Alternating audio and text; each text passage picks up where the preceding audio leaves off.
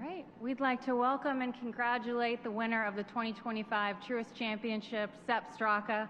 Sepp, this is your 4th PGA Tour win, 2nd this season, and with the win you move to number 2 in the FedEx Cup. Can you just open up with some thoughts about how it feels to be back in the winner's circle? It's great. This year's been pretty good to me. Really grateful for all the hard work from the people that don't get to stand on that 18th green and celebrate. The whole team, my wife, the stuff that she does every day for me to be able to do this. My parents that sacrificed pretty much every trip that they didn't take trips without golf trips. So it was really special to get this win, and just really grateful for the people in my life that allow me to play golf this way. We'll go ahead and open to questions. If you can raise your hand, we'll start here in the front row. Sepp, you talked yesterday about managing your emotions today, knowing you were going to feel terrible while you were trying to do it. What were you feeling when you stepped into that bunker on 18? First of all, what did you hit, and what were you feeling? The drive was not a terrible drive, but the wind was a little off the right and just turned it over a little too much, went in the bunker, and I was just hoping for a good lie walking down there, and I got that. We had about 212 hole. I can't remember exactly, but hit 4-iron. And my fairway bunker game has historically been pretty bad. So this week it's been really good, and was able to kind of capitalize on that and make good contact. And it was one of the better shots I hit this week. Sean? I wanted to confirm a couple of things. Your brother was more heavily recruited than you, is that correct? Yes, yeah. And you're now supposed to go in the top 10 of the world ranking. I guess, how do you go from that to becoming a top 10 player in the world? What do you credit that to? I would say consistency at working at it, regardless of where I was in my game. Junior golf, I wasn't all that good. I definitely had some talent. I could hit the golf ball fairly well, but very rough around the edges. And at Georgia, I just felt like I kept getting better. Had a quick bout with the chipping yips my junior year and redshirted, but other than that, I felt like I just kept getting better. And after I graduated, same thing. I just kept trying to improve my golf game regardless of where I was compared to other people in my class, because my high school class was pretty stacked. A lot of guys finishing early and going on to the PGA Tour, and I was definitely not one of those. But regardless of where I was, I just kept trying to improve my golf game and hoped that at the end of it, it would be good enough to kind of play out here. And when you first came out, you were maybe a longer hitter who was kind of inconsistent, and you've given up some distance but become very consistent. When did you kind of make the decision that giving up some distance for consistency was the way to go, and how did you go about it? The big thing was just switching to John Tillery as my swing coach. Just the stuff we worked on. Once I started working with him, my iron play got really good, and at that point I was just very much concerned with getting the ball in the fairway, so I could take advantage of that with my iron game. And it just kind of naturally happened. I mean, it's not a crazy switch. I went from like 174 ball speed to about 170 or so. I've been able to hit a lot of fairways in the last couple of years, and been able to kind of take advantage of my iron play that way. We'll come over here to Bob.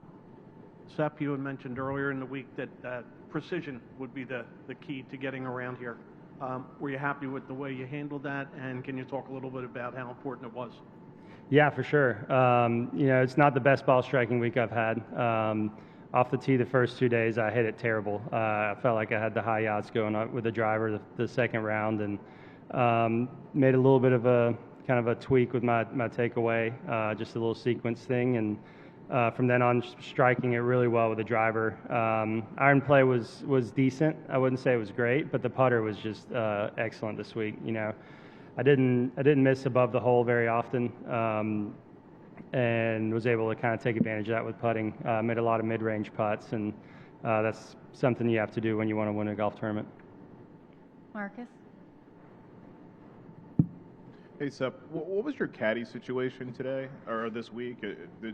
I think it was Drew was out there with you, and not. How did that come about, and what was the relationship like? Yeah, Dewey he hurt his back on Thursday last week, my usual caddy, and he told me on Sunday night that it was starting to get better, and then it kind of locked up Sunday night. And so he just kind of made sure that I had a backup plan in case it didn't get better. And reached out to Drew, who I play golf with a lot in Birmingham.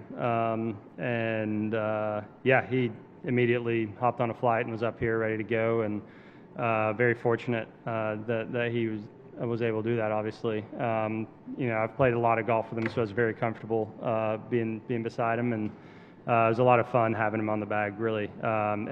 Dewey's been here all week supporting us, and just really grateful for those two guys. And Dewey was also there to hug me on the 18th green, and just really, really thankful. And what is what was Drew do? What was his plan for this week if he wasn't here with you? He plays professionally. He's on the mini tours, so he didn't have a tournament this week, and so it was easy for him to kind of change his plans and come up here for the week. We'll go right over here. Sepp, on Friday, you'd mentioned that you wished you had another 20 yards to handle the fairway bunkers that are out there 300 yards. Obviously, you handled it well. What was the key for you, driving and handling those fairway bunkers? Yeah, it was nice. The weather cooperated for sure. If the weather was like Friday, I wouldn't have been able to hit it over any of those bunkers. But yeah, my driver actually, I gained a little bit of speed over the weekend. I saw some. Haven't looked today, obviously, but yesterday some 174, 75 ball speeds, which is pretty unusual for me. And yeah, that was nice. I was hitting it out of the middle of the face on just about every tee shot, and just knowing that that's the case, I was able to kind of be a little more aggressive off the tee than I was the first 2 days. Hey, Sepp, how did you kind of bounce? Oh, sorry, over here. How did you kind of bounce back and settle yourself after the bogeys on 10 and 11? Yeah, I felt like I did a really good job today of just taking every shot for what it is. I looked at the leaderboards, but I didn't really pay too much attention. I knew that if I executed, I'd have a chance. And, I made a lot of mistakes out there. Hit a lot of good shots, but I made a lot of mistakes. And fortunately, was able to kind of keep centered and keep trying to just execute. And, yeah, those two bogeys were pretty tough. I was in a pretty good spot there going in the back nine. And, yeah, 3-putt on 10 it was kind of up against the collar, so it was kind of a tough flag putt. But after that, I just told myself just to keep at it, keep just trying to execute each golf shot for what it is, and fortunately, that was good enough. Got a couple over here, and then we'll come to SI.com. Sepp, I saw you and Shane chatting when you're walking off the first tee. He was definitely one of the fan favorites on the property this week. What was it like playing this final round with him as you go toe-to-toe, and how did you stay in it mentally? Yeah, it was great. Shane's an awesome guy. He's one of my favorites too. So it was fun to hear support for him out there. Yeah, he's one of my favorite people to play with. He's a fiery competitor, but a really good friend as well. So it was really fun battling with him, and yeah, just grateful for him. Go ahead, and then we'll go to you next, Marcus. Sepp, just was wondering how you kind of feel going into a major championship off of a win, and how you perhaps feel about playing a big event like this the week before one of the toughest events in golf. Yeah, last week I actually didn't touch a golf club, this week was kind of like a see what I got situation. Fortunately, the putter cooperated early, kind of kept me in it the first couple rounds, and then my ball striking started feeling better and better. So really looking forward to kind of continuing that ball striking and just trying to keep getting better every day. Marcus next, and then we'll come into the back row. So they rerouted the course to make 16, 17, and 18 sort of the teeth of the course, and that's kind of how it played out. You go par, par, par, and he goes bogey, par, bogey. You win by 2. What did you think about the setup, and did you think that it was a fair test? And what do you think about those 3 finishing holes, and what they ask of you? Yeah, it was awesome. It was really, teeing off on 1 was really nice because it felt like as you kept going, the round kept getting harder and harder, with a few easier holes sprinkled in. But it was, I like the routing a lot. I love the way it finishes naturally with 10 and 11. I bogeyed those 2 holes, so maybe that wouldn't have turned out too good for me. But Yeah, no, I thought they did a really good job. There's a little more room for infrastructure out there on the 18 as well, which probably helped out. And yeah, it is a really course place. I think it was fun to play it in kind of 4 different conditions. The first day being very benign, and then kind of the rain, then the wind, and then today it kind of started getting a little firmer, but not quite as much wind. So really fun to play the course in all 4 different conditions, and it kind of made you think a lot, especially teeing off. Sepp, I saw you over here. There we go. Hello. I saw Rory waiting for you at the end there. That was a nice moment. What did he say to you? Yeah, he told me at least this win counts for Ryder Cup points. So yeah, really happy for that. You know, I've been kind of behind in the points because of that win at Amex not counting, and but I knew that if I just kept playing good golf, I would have a chance to be there, and I'm sure this will probably help me out with the rankings a lot. So yeah, very grateful, and hopefully I can keep the good play going and keep getting some more points. Sepp, hi.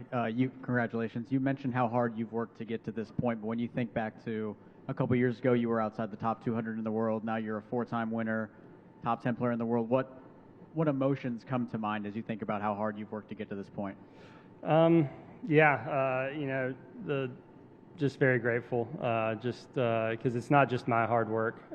My coaches, I switched to John Tillery right about that time, and Tim Yelverton, I'd been working with him for about a year, and the work that they put in day out is very special, and it makes it easier for me to go out and try to get better, because I know that they're doing everything they can to help me out. And yeah, I think it's just kind of a culmination of a lot of people putting in a lot of work that's gotten me to this point.